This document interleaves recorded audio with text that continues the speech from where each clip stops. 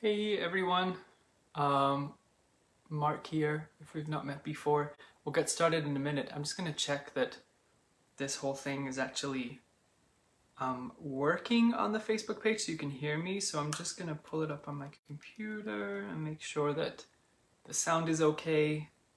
The camera's pretty close, so... Oh, there we go. I think it's...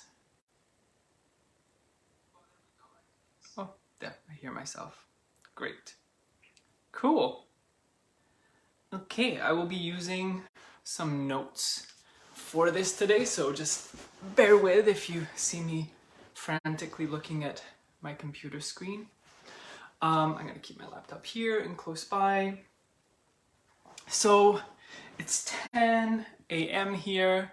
Welcome. It's a beautiful sunny day on the west coast of Canada finally, which is why I'm so shiny. I have a layer upon layer of sunscreen on because we're just not super used to this weather. So thankfully it's summer, it's finally here. I'm very grateful, and I hope that wherever you are in the world today is lovely.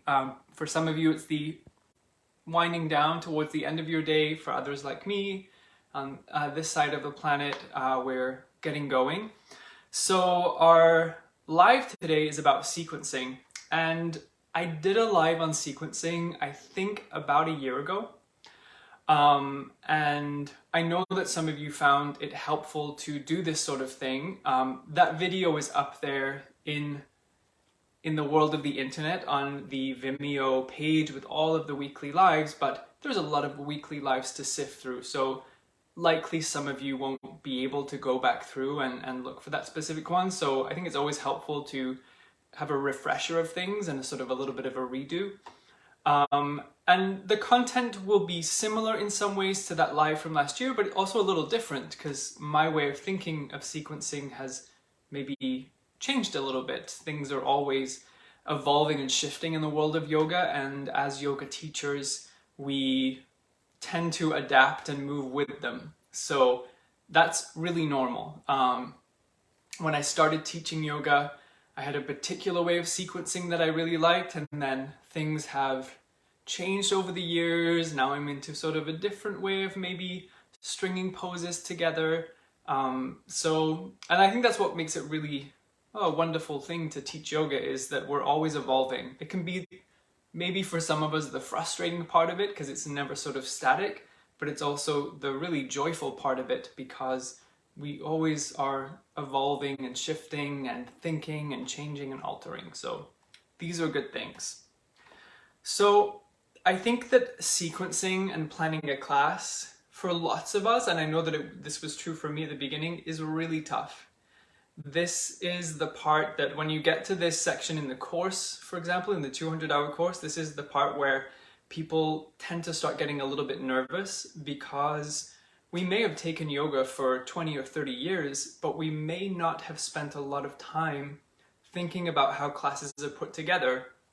You know, as a student, we're on the receiving end of that and we just get to enjoy the experience. But when we are a teacher, we start looking at classes in a whole different way. So it's normal to feel nervous about this. It's normal to get overwhelmed with this part of the course or just this part of teaching in general. I remember when I started teaching that I spent so much time planning out my sequences for the first little while. I wanted to feel really prepared. I like to be 100% prepared when possible. So, and I know that for my anxiety that I have, that preparation, well, a certain level of preparation, but some preparation tends to help mitigate the feelings of anxiety that I might feel and the feelings of nervousness.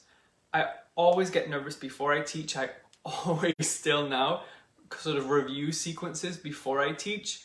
And that's just me personally. I know teachers who don't write down sequences. I know teachers who just have them magically in their head, and I'm always amazed at those types of people, and I'm trying to experiment with that a little bit more, to let go a little bit and not try and not be as, I guess, controlling and micromanaging everything. So yeah, basically just to say that you're not alone if this is a nerve-wracking part of teaching yoga. So I think the big thing that I'd like to talk about right at the beginning of this is that really you just need one sequence. And that's not to say that you teach the same class each time, but one sequence that serves as your blueprint or the bones or the foundation of your classes. And from that, you can make little, and they sometimes are very subtle little adjustments, and you have a whole other class. But it's following the same sort of sequence and plan, and what I like to call like the arc of the class, the sort of the line of the class is generally the same, but the little micro tiny details are slightly different. And that, when I figured out that, or when I was taught that, and it's so long ago now, I don't remember how that came about, but it was life-changing because I was teaching a lot of classes each week, and sometimes I'd have see the same students 3 times in a week, and this would happen multiple times throughout the week, that the students would come to the same time. You know, I'm teaching a 9 a.m. Monday, Wednesday, Friday. Yikes, I've got to be interesting 3 times a week. So I started to just take the sequence, adapt it a little bit. I've got a new class. And I think I had a little bit of an internal battle when I started doing that, because I felt that that it was too repetitive in some ways, or like maybe everybody doesn't want to begin in a similar way. Not that they did, but you know, like maybe do I need cat-cow in every class? But I think that there is definitely merit to being innovative and different and something new each time. But we also know that there is lots of merit and a lot of really great learning and a feeling of safety and stability by repeating things. So when we're in the place of the teacher, repetition can feel like, downward dog again, I teach this every class, like, can I do something different? Or lunges, they're always the same. But when you're in the position of the student, it's a very different feeling. They're not in it the same way you are. And I can't think of one instance where I've thought that we were doing too many of the same poses when I was when I was in the position of being a student. So it's just kind of a different mindset. But again, that's another thing that comes up as you start teaching more and more, is that it can feel as a teacher that you might be repetitive, but that's not always what your students are receiving. Hi everybody who's watching. So one sequence, it's your template, you can adjust it, you can change it, it's great. As you get more comfortable teaching, if you are a person like me who needs structure and it was a little overwhelming to begin with, then maybe once you're comfortable, you'll start doing like super creative things, you'll start trying new things, whole new sequences, whole new ways of sort of putting together a class. But if you're feeling a little stressed and overwhelmed with it all, then just keep it simple. Keep it simple, keep it easy. Let's have just one sequence that we can adapt. So one common question that we get a lot when it comes to like, how do I create a class, how do I create a sequence, is how many poses should my class have? And really that's sort of impossible to answer because it depends on a lot of different variables. For example, if it's a slow hatha class versus a vigorous vinyasa class, they're going to be on opposite ends of the spectrum. So the speed of your class, how long you're holding the poses for, the intention of your class, even just the speed at which you speak can all make a difference in how many poses you have. So, we might have a gentle hatha class that has just 10 poses, not very many. Or a vigorous, active, quite quick vinyasa class might have upwards of 25 poses and they're all linked together, and those are really different things. So I think the best way to sort of figure out if this is your question is how many poses should I have, is to find a online class on a platform with a teacher that you love, the length that your practicum class is going to be or your class is going to be, and analyze and write down that sequence. Not to copy it, but just to notice how many poses there are. And, you know, like find a class where the delivery speaks to you, the speed of the class feels like, ah, yeah, that's how I want to be teaching. All these sort of things resonate with you. And then write that down and you'll see how many poses that class has. And that's a good guide for maybe how many you will have in your class. Plus or minus. When we're teaching, when you can write down a sequence and then you get to teaching and you're like, oh man, there's only 10 minutes left and I'm sitting and I need to come down to Shavasana, cool down, do the whole ending of the class, so you adapt as you go. That's just, again, one of the real life aspects of yoga teaching is we modify as we go. So, but that is like my number one tip if that's your question, is to take a class, write it down, analyze it, and then see what you get. And then take that as you start to plan your classes. So then, because I know the time, it's already 10 minutes. How does that happen? It's flying by. So we'll talk about the structure, like this blueprint, these bones of a class. Like how do we put that together? And I thought that what I do is I talk about each of the different sections as I see them in my mind and how I like to sort of organize it. And then we'll just write a little one together. Oh, well, you're here. A comment that 49% through the 200 hour. I feel I need to find time for these live classes. And you joined, which is amazing. So welcome. And you can always watch the playback too, which is great. And I love that about Facebook, is that the videos stay up there, which is a helpful thing. Okay, so we've got the opening of the class.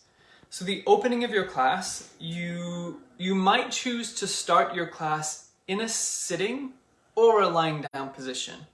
And how you start your class is going to impact what comes next. If you're sitting lying down, you're going to need to come up most likely to sitting or hands and knees.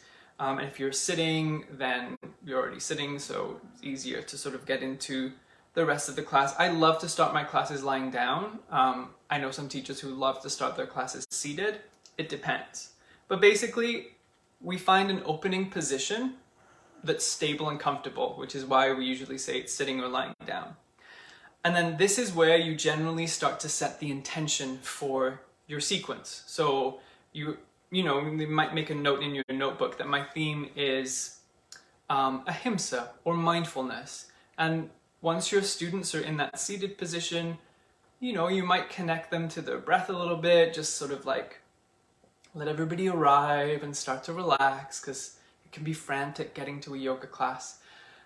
And then we introduce the theme in some natural way for you. Maybe you just start to, you mention, so the practice that we'll be exploring today is centered around the concept of ahimsa, which is non-harming.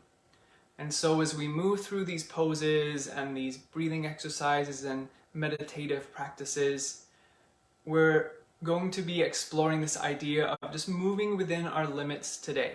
What feels good, what makes sense for us. My accent was coming out there. What makes sense for us. And yeah, just something super simple. It doesn't have to be super complicated.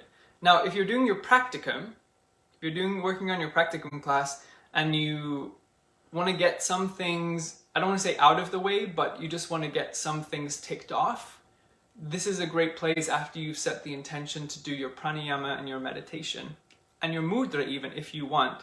Bear in mind, if you're lying down, that's a little bit more challenging for some of those things, but this can just be a good place to sort of gather those elements together. But you're also, of course, welcome to add them in at other parts through the class.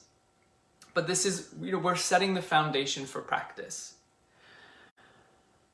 Now, this also is where, after we've set the intention and we've done any of the other things we're choosing to do, we might start to do some awakening stretches. Some, neck stretches, maybe leg stretches if you're lying down. We can explore Apanasana, lying down, knees to chest. If we're sitting, we might do sort of like side stretchy things, or you know, neck and upper body things, just gentle, maybe like a simple seated twist, these sort of things.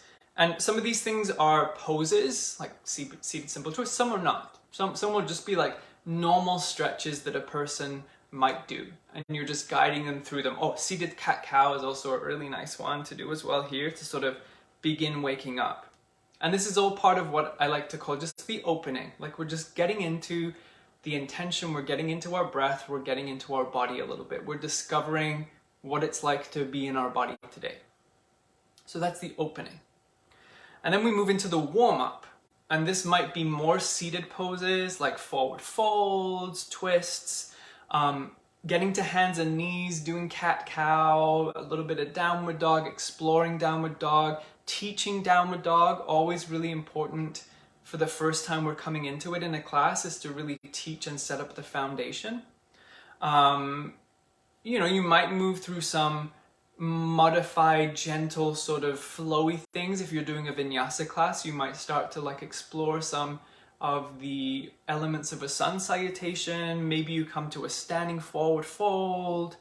And then, you know, and this can be super creative. You know, if I'm doing a vigorous vinyasa class, I'm going to count a couple of like sun salutations, like the warm-up ones where we might explore like downward dog, plank, lowering down, baby cobras, back to downward dog. I'm going to count that as my warm-up, just getting into what it's like to explore these types of movements.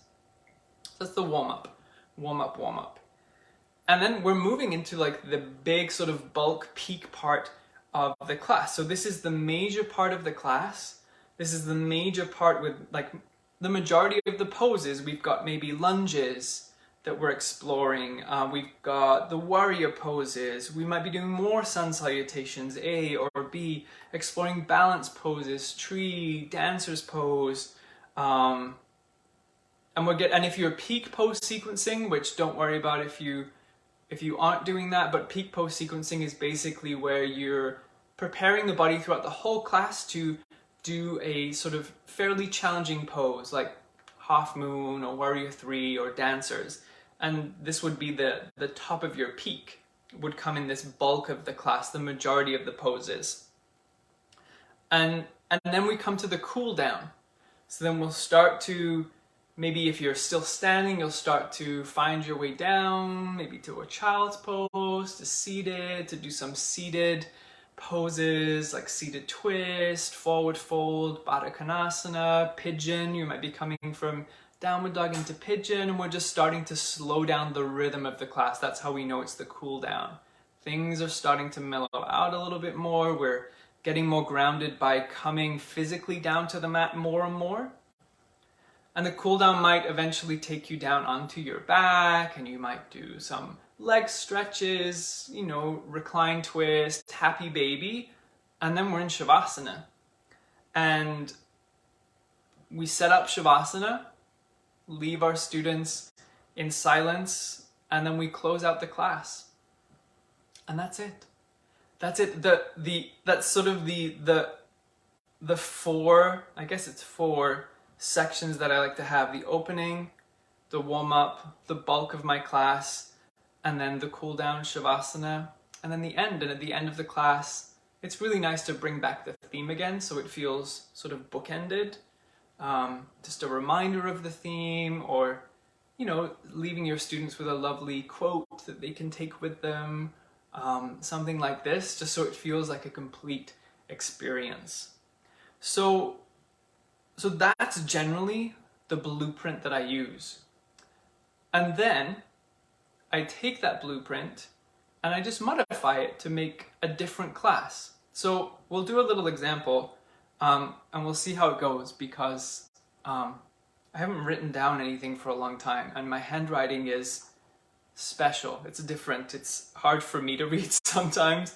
So let's say we'll do, I don't know, today my hips were a little sore, so we'll do a hip. We'll just call it a hatha class.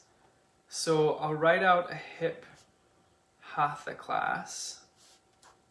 So I don't know if you can see my handwriting. I know. So for this class, I will start in a seated position. So I'm going to put easy pose. This is my opening. So we'll do easy pose, and I will do a pranayama here because I love to do pranayama at the start of practice. And it's hip hatha. So I think that my theme for this class will be second chakra. Second chakra, because second chakra located in the pelvis, and you know, some of the qualities of this are fluid, water-like, and that's a nice way to approach opening up the hips, is to add this sort of fluid, flowy, sort of like open quality. So, you know, at the beginning of my class, I'll speak about the second chakra, how it relates to what we're doing.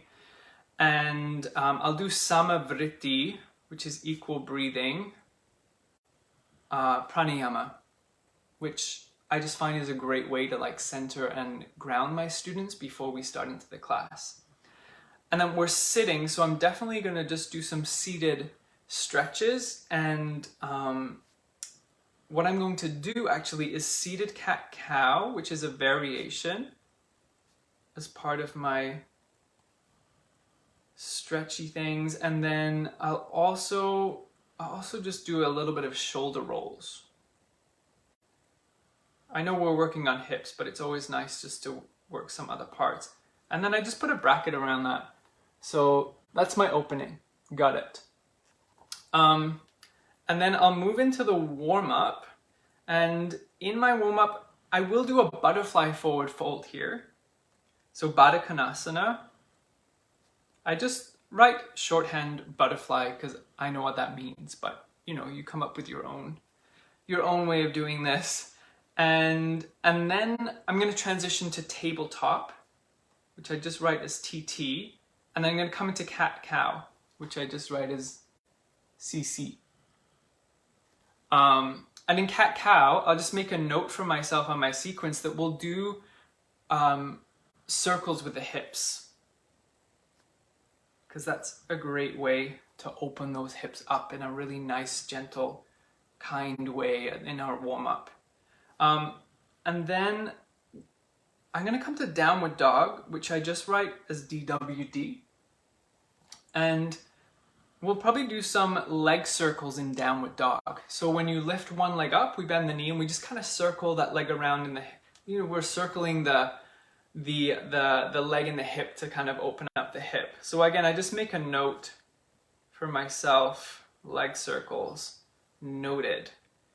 And then I will come to forward fold, standing forward fold, which I just, Uttanasana, which I just write as forward fold.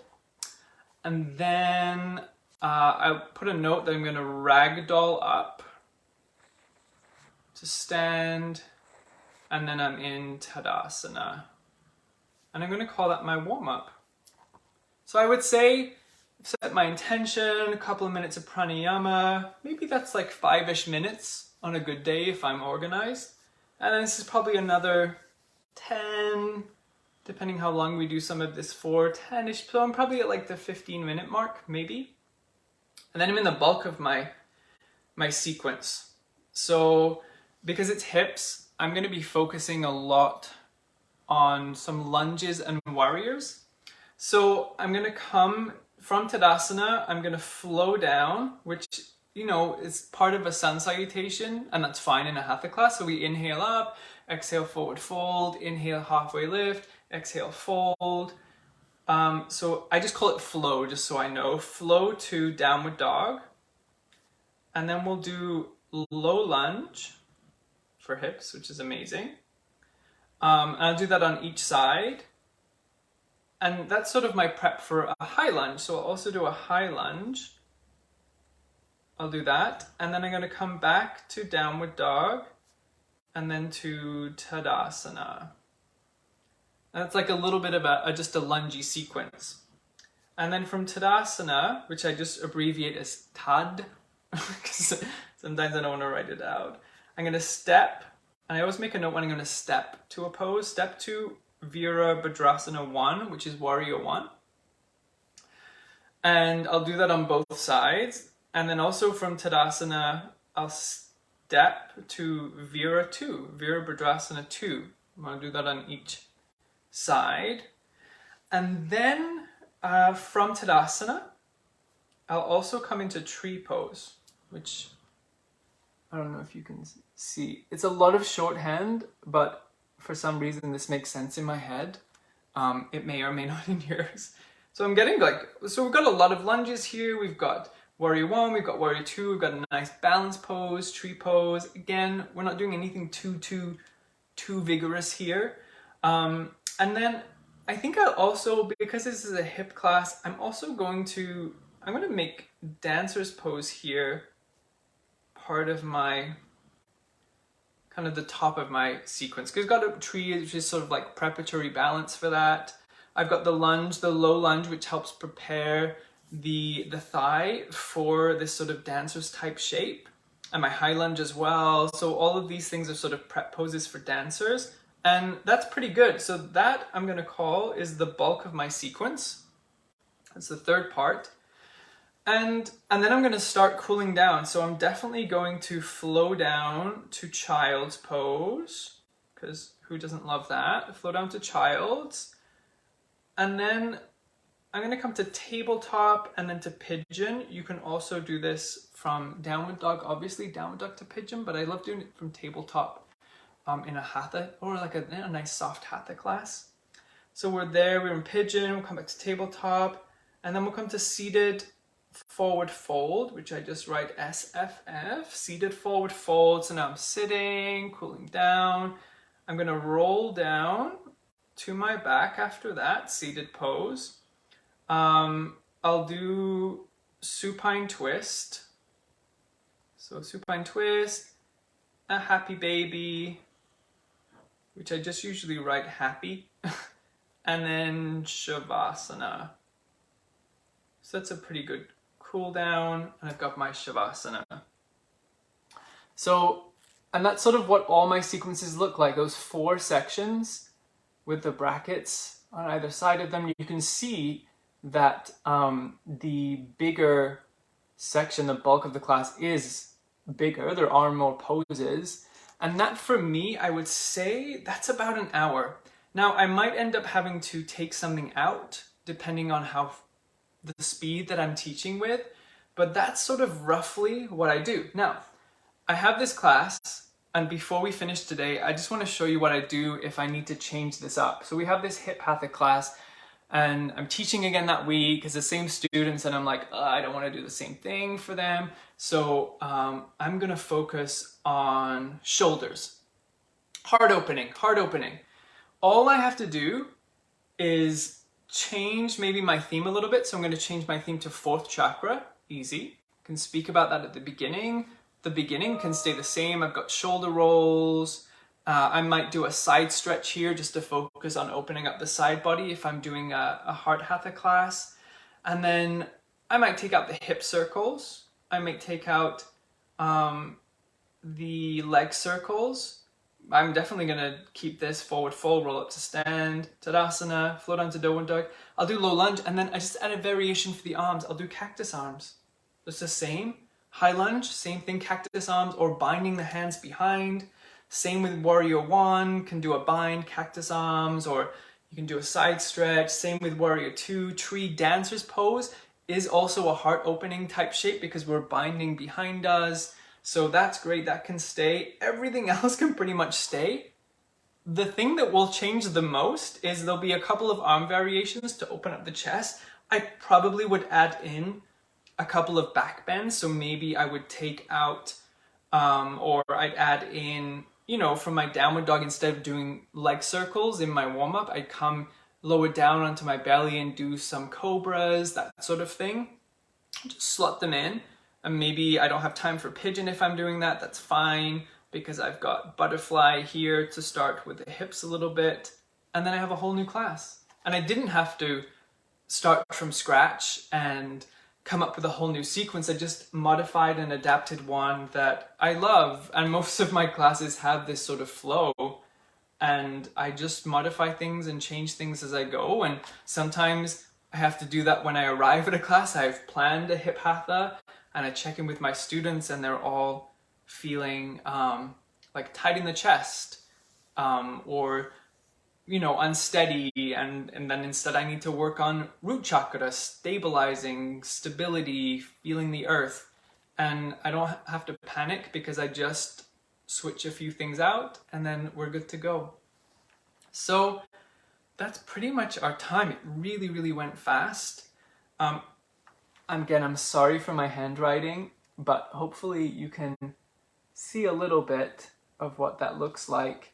And if you are a similar person to me, this might be a really helpful way just to sort of start organizing your classes, and a way to not feel, when you are teaching, to not feel overwhelmed in having to create brand new sequences each time, because you have here a template and a blueprint that you can use to get more comfortable and confident with sequencing and planning classes.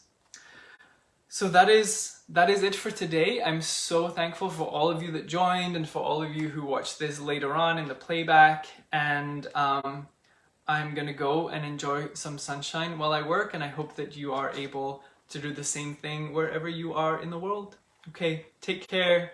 If you have any questions, just pop them in the comments and I'll be able to see them as they come up. Okay, bye everyone.